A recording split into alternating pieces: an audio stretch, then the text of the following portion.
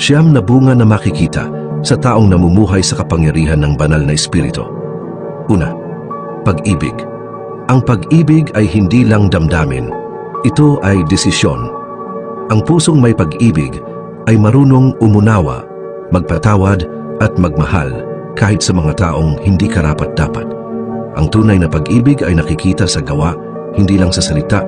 1 Corinto 13 verse 4. Ang pag-ibig ay mapagpahinuhod at magandang loob, hindi naninibugho, hindi nagmamapuri, hindi nagmamataas. Pangalawa, kagalakan. Ang kagalakan ay hindi nakabase sa kayamanan o tagumpay, kundi sa presensya ng Diyos sa buhay mo.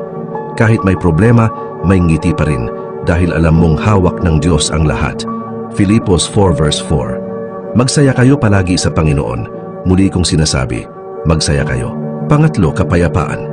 Ang kapayapaan ay ang tahimik na pagtitiwala sa gitna ng kaguluhan. Kapag alam mong ang Diyos ang may kontrol, hindi mo kailangang mabahala. Ang tunay na kapayapaan ay galing sa Kanya, hindi sa mundo. 1:14 verse 27. Kapayapaan ang iniwan ko sa inyo. Huwag mangamba o matakot ang inyong puso. Pang-apat, pagtitiis. Ang pagtitiis ay ang kakayahang manatiling matatag kahit mahirap at masakit.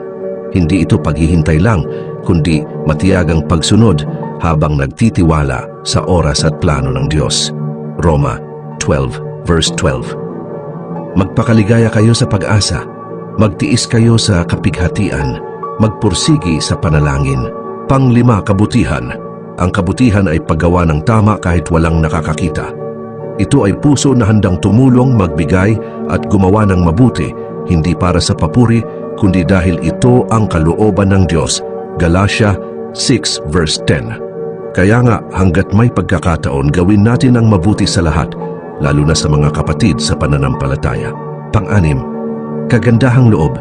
Ito ang pagiging maawain at mabuting loob sa iba. Ang taong may kagandahang loob ay marunong magpatawad, umunawa at magparaya dahil alam niyang ganoon din ang ginawa ng Diyos sa kanya. Efeso 4 verse 32. Maging mabait kayo sa isa't isa, mahabagin at magpatawad tulad ng pagpapatawad ng Diyos sa inyo. Pang-pito, katapatan. Ang katapatan ay ang pagiging totoo at tapat sa salita, sa gawa at sa Diyos. Ang tapat na tao ay maaasahan dahil sa kanya makikita ang katapatan ni Kristo sa kanyang buhay. Lucas 16 verse 10. Ang tapat sa maliit na bagay ay tapat din sa malaking bagay. Pang-walo, kahinahunan.